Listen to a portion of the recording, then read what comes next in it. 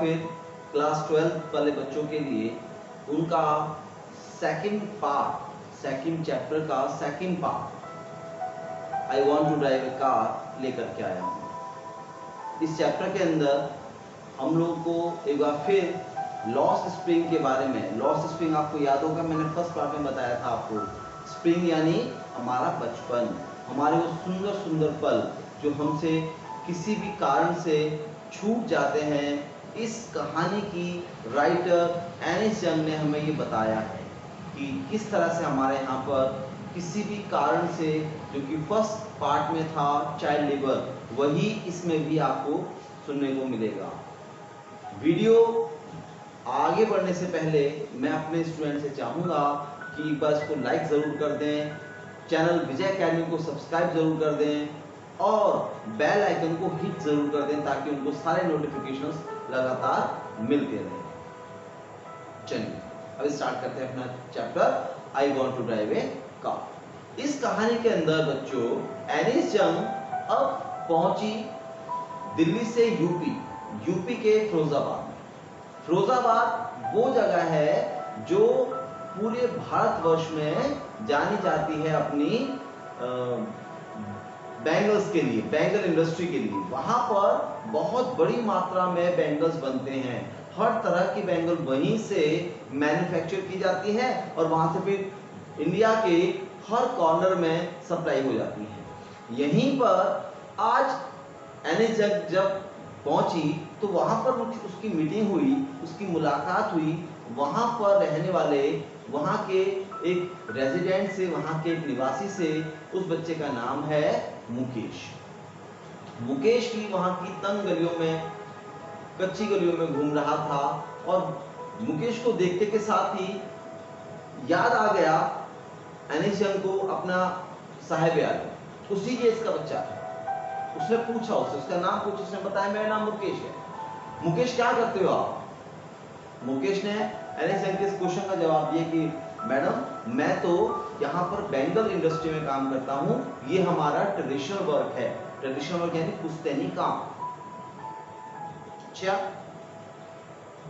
कुछ और काम क्यों नहीं करते आप? तो उसने कहा कि मैडम मैंने बताया ना, हमारे दादाजी से, पिताजी से, अब मैं भी यही काम करता हूँ, मेरे बड़े भाई भी यही काम करते हैं, हम सभी इसी काम को करते हैं और इस काम को अंदर हम बहुत स्ट्रॉन्ग हो चुके हैं, हमें काफी अच्छा लगता है। तो इस काम को करने से आपको बेनिफिट क्या है और आप कितने सारे पैसे कमाते हो? तो वो हंसने लगा।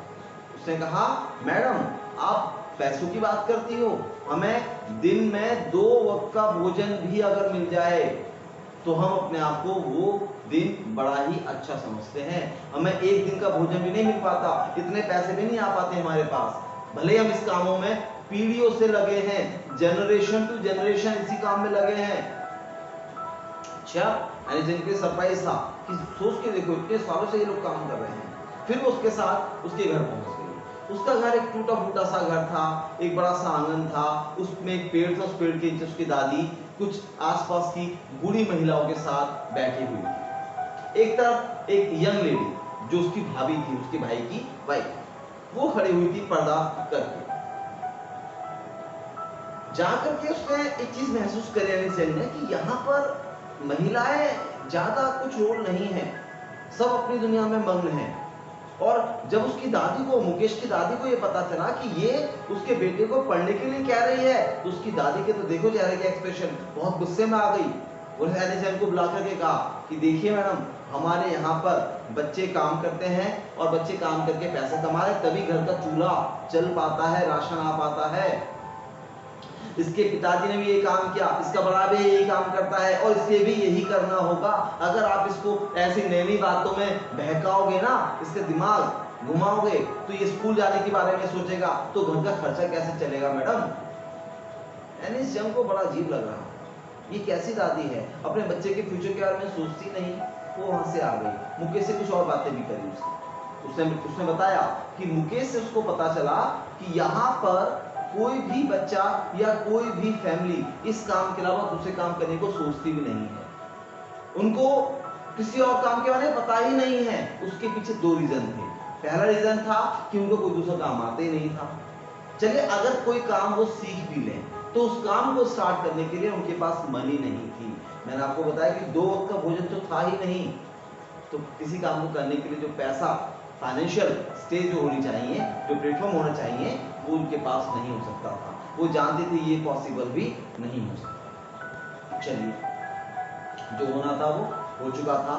उसे एक बात और पता चली कि भाई शहरों में जो बहुत सारी बैंगल्स, इतनी कॉस्टली बैंगल्स मिलती हैं, तो वो पैसा कहाँ जाता है। मुकेश से उसको पता चला कि यहाँ के लोगों को तो डायरेक्ट मार्केट के बारे में पता ही नहीं है। वो तो अपना बहुत सारा जो मैन्युफैक्चरिंग बैंगल्स हैं, वो मैन्युफैक्चरिंग करने के बाद मीडिएटर्स को सौंप देते हैं, स्कॉलर्स को या एरिस्टोक्रेट्स को। बहुत सारे मीडिएटर्स हैं, पुलिस वालों को, वो सब पैसा अपने पास रखते हैं और इनको पैसा देते भी हैं तो बहुत कम, और वो भी इंस्टॉलमेंट्स के अंदर। पहले माल दे जाइए, फिर पैसे ले जाइए, फिर दूसरा माल दे जाइए, फिर पहला पैसे का जो बचा पार्ट है वो ले जाइए। ऐसे लोग उसके चंगुल में, उनके ट्रैपिंग में हमेशा फंसे रहते हैं। एनिस जंग ने लिखा हमारे इस चैप्टर के अंदर कि लगातार काम करने से, एक डिम लाइट में काम करने से यहाँ के लोगों को बहुत बड़ी बड़ी प्रॉब्लम होती है, जैसे आईसाइट। हाँ बच्चों, एनिस जंग ने कहा कि यहाँ पर बहुत यंग एज में लोगों की आंखें कमजोर, वीक हो जाती हैं, उन्हें अस्थमा, सांस की प्रॉब्लम, उनको लंग्स, जिसकी वजह से टीबी जैसी बड़ी बड़ी बीमारियां उनको घेर लेती हैं। और एक यंग एज में ही व्यक्ति जो बैंगल बना रहा है, वो बहुत यंग एज में ओल्ड एज की ओर बढ़ना शुरू हो जाता है, और ऐसी बड़ी बड़ी बीमारियां उसके शरीर में घर कर लेती हैं, जिसका सारे दिन वो इलाज नहीं करा। लोगों के घर पुश्तैनी बने हुए हैं और उनके पास इतना पैसा भी नहीं है कि वो उसको रिपेयर करा सके। बहुत बुरी हालत है फिरोजाबाद की इस बैंगल इंडस्ट्री। पूरी कहानी फिरोजाबाद की है, यूपी के फिरोजाबाद की, जहां पर बैंगल इंडस्ट्री का बहुत बड़ा कारोबार, बिजनेस किया जाता है। और बिजनेस के नाम पर वो मैन्युफैक्चरर्स, वो प्रोड्यूसर्स जो इतनी बड़ी मात्रा में हम लोगों को बैंगल सप्लाई करते हैं, उनके पास खुद खाने के लिए नहीं होता। ये था हमारा मेन चैप्टर। अब इसके मेन क्वेश्चन बच्चों, जैसे कि आपको इस कहानी की थीम में फिर पता चला कि ये चाइल्ड लेबर के ऊपर बना हुआ चैप्टर है कि किस तरह से मुकेश जैसे बच्चे किसी ना किसी इंडस्ट्री में ट्रैप हो जाते हैं, उनके चंगुल में फंस जाते हैं, अपना बचपन खो देते हैं। तो एक तो यही क्वेश्चन आपके लिए आता है कि मुकेश कौन था और वो कहां पर काम करता था, इस चैप्टर के अंदर उसका क्या रोल है। दूसरा क्वेश्चन जो हमारे इसके अंदर आता है कि बैंगल इंडस्ट्री के अंदर काम करने वाले लोगों के साथ क्या प्रॉब्लम्स आती हैं। मैंने आपको बताया था उनको लंग्स प्रॉब्लम आ जाती है, ट्यूबरक्लोसिस हो जाता है, आईसाइट वीक हो जाती है, यंग एज में ओल्ड होने लगते हैं, अपनी एज के जो चार्मिंग मोमेंट्स होते हैं वो कहीं ना कहीं मिस हो जाते हैं। ये वहां के लोगों की प्रॉब्लम। आपको इसमें और बताने के लिए आ सकता है कि वहां का फिरोजाबाद का ट्रेडिशनल वर्क क्या है। तो मैंने आपको बताया कि वहां का ट्रेडिशनल वर्क क्या है, बैंगल्स मेकिंग, चूड़ियां बनाना। वही लोग यहाँ पर जनरेशन टू जनरेशन इसी काम को जो उन्हें उनके पूर्वजों से, फोरफादर से मिला है, वही काम वो अपने साथ लेकर के चलते हैं, और वो चाहे भी तो इस काम को ड्रॉप नहीं कर सकते। एक और इंपॉर्टेंट बात इस चैप्टर के अंदर, क्योंकि दोनों ही चैप्टर एनिस जंग ने लिखे हैं, एक पार्ट जो दिल्ली के सीमापुरी का और दूसरा पार्ट फिरोजाबाद यूपी का। इन दोनों में ही उन दोनों यंग बॉयज की सिमिलरिटीज क्या क्या है। दोनों के अपने अपने सपने थे। हाँ, इसके अंदर इसका सपना भी आपको बताना है, उसका सपना भी था, लेकिन दोनों को उनके सपने नहीं मिल पाए थे। हाँ, साहिब आलम को तो सपना पूरा हो गया, लेकिन फिरोजाबाद के इस बच्चे का सपना कि वो एक मोटर मैकेनिक बनना चाहता है और एक कार ड्राइव करना चाहता है, जिसका उसके लिए मुकेश के लिए सपना पॉसिबल नहीं था कि उसको पूरा कर सके। तो ये थे इसके इंपॉर्टेंट क्वेश्चन बच्चों। और अब हम अगले वीडियो के अंदर अपने नेक्स्ट चैप्टर को करेंगे।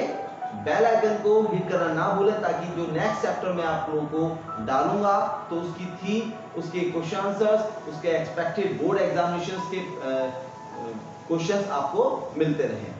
लाइक करना ना भूलें, चैनल विजय एकेडमी को सब्सक्राइब करना ना भूलें। Thank you.